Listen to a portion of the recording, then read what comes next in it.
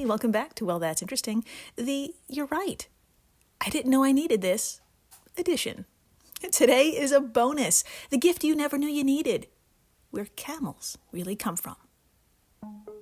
My friends, today we are in the trenches of the holiday season, so wherever you may be it back in your childhood town, forcing a smile, or hanging with friends, and that one other person whose name you forgot and it's way too late to ask, it is my honor to share You Have No Idea Where Camels Really Come From, a TED Talk from Radiolab's Latif Nasser back in the simpler time of 2015.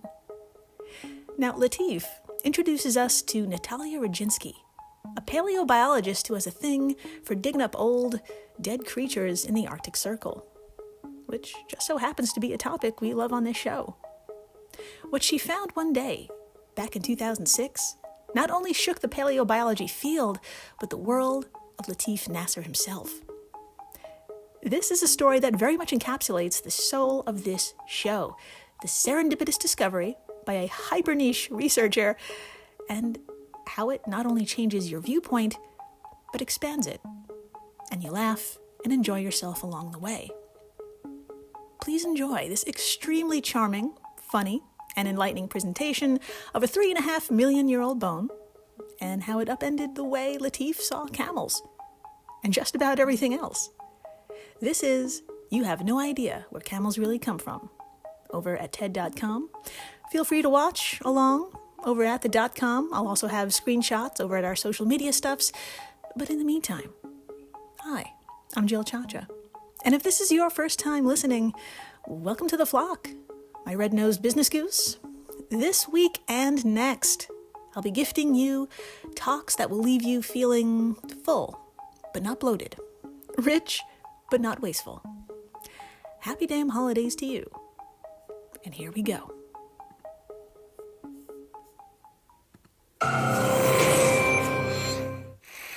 So this is a story about how we know what we know. It's a story about this woman, Natalia Rodzinski. She's a paleobiologist, which means she specializes in digging up really old dead stuff. Yeah, I had someone who called me Dr. Dead Things. And I think she's particularly interesting because of where she digs that stuff up.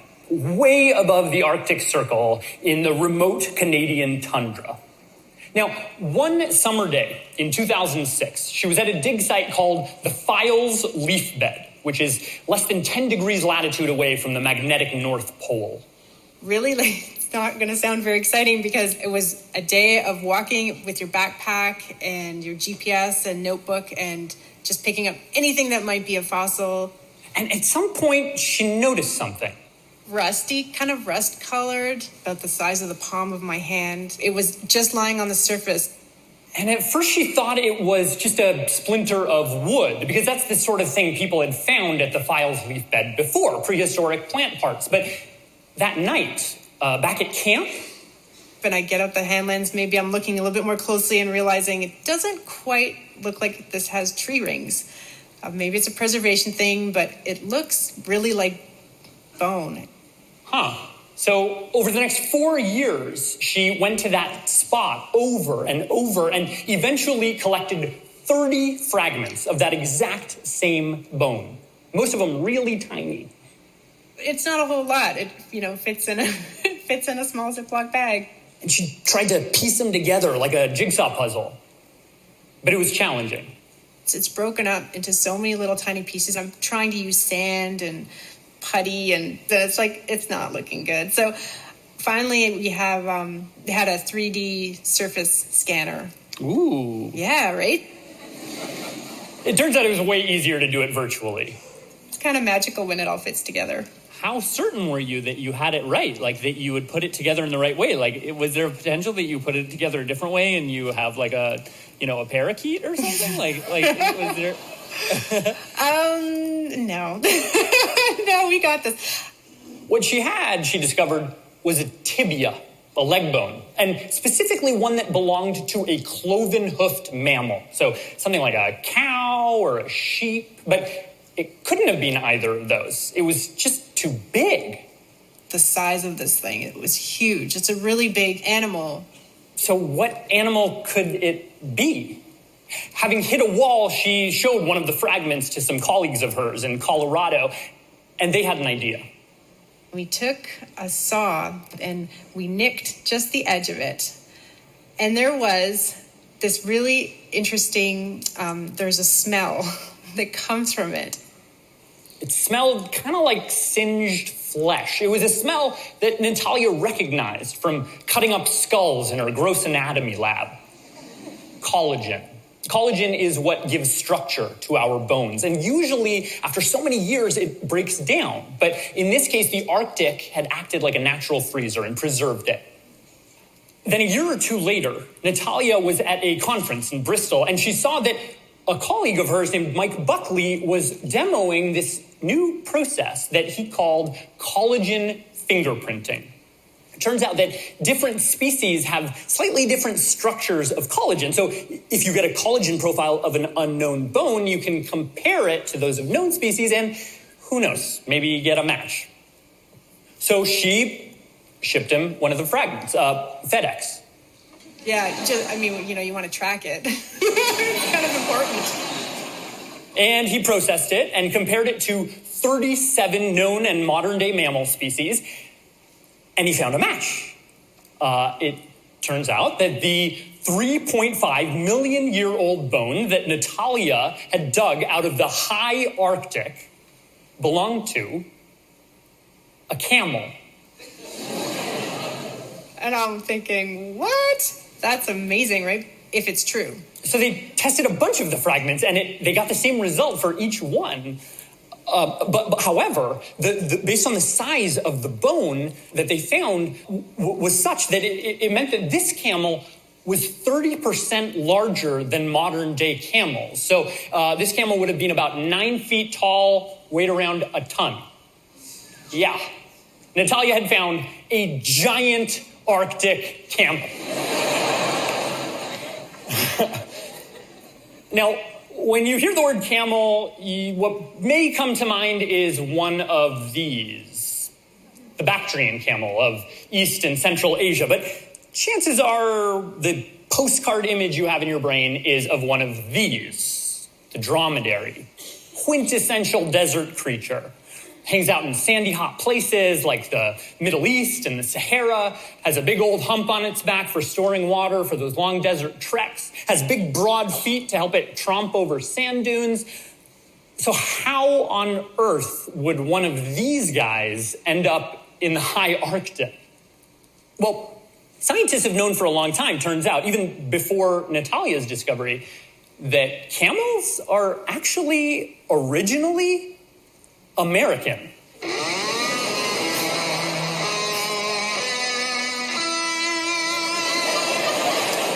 They started here.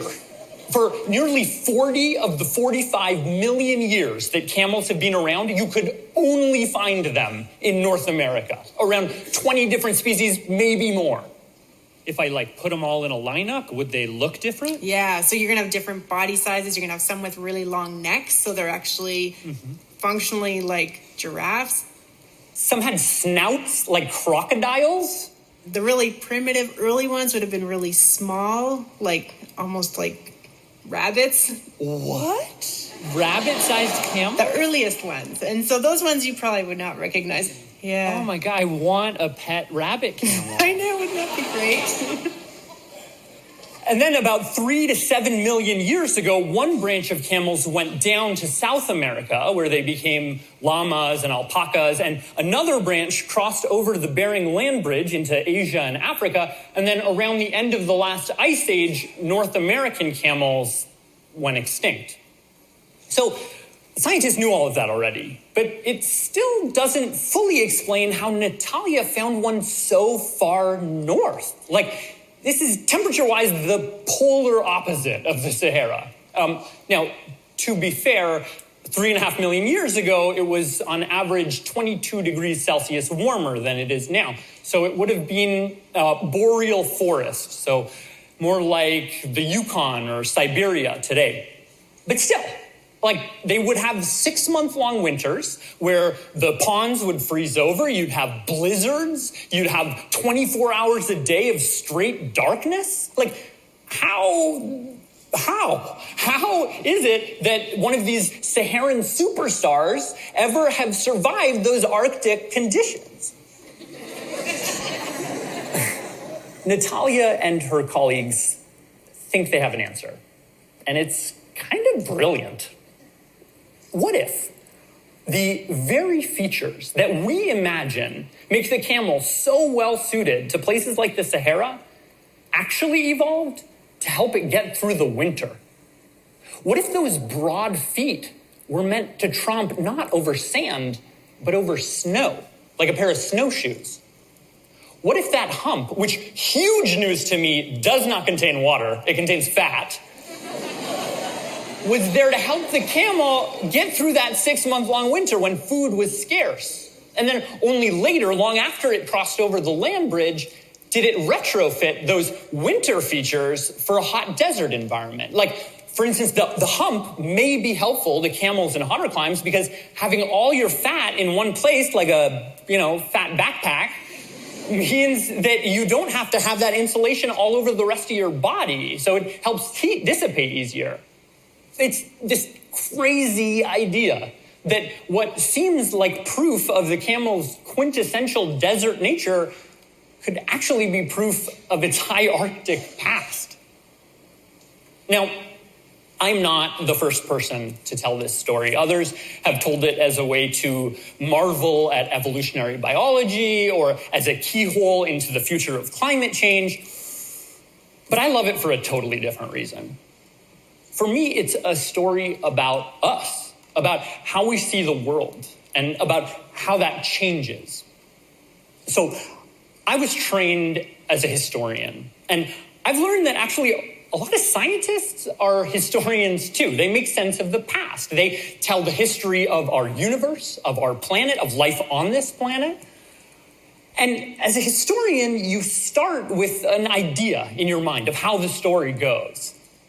We make up stories and we stick with it. And like the camel in the desert, right? I mean, that's a great story. It's totally adapted for that. Clearly, it always lived there, But at any moment, you could uncover some tiny bit of evidence. You could learn some tiny thing that forces you to reframe everything you thought you knew.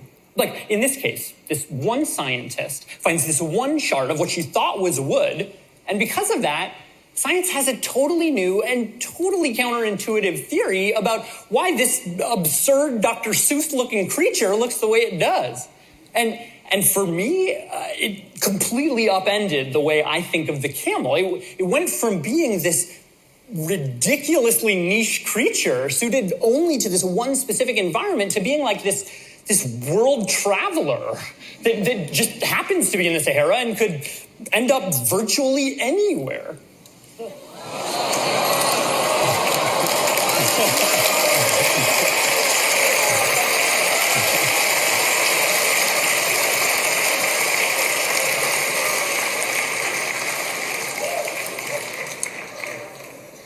This is Azuri.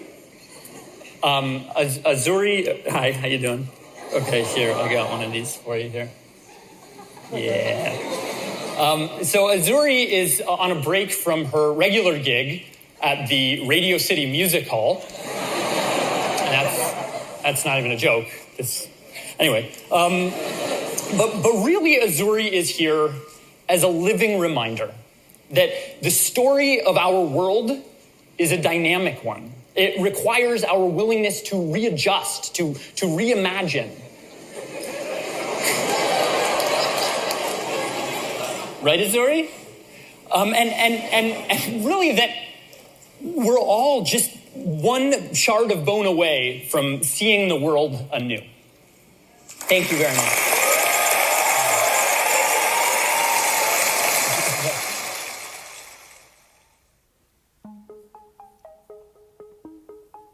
That was awesome. And there you have it. You have no idea where camels really come from over at TED.com. And that was Latif Nasser, who is the Director of Research at Radiolab. And thank you for listening, rating, subscribing, telling your damn friends about camels. That is my gift to you, and indirectly to them. Tell your problematic uncle that camels are from North America. Tell them about the bunny-sized one, for the love of God.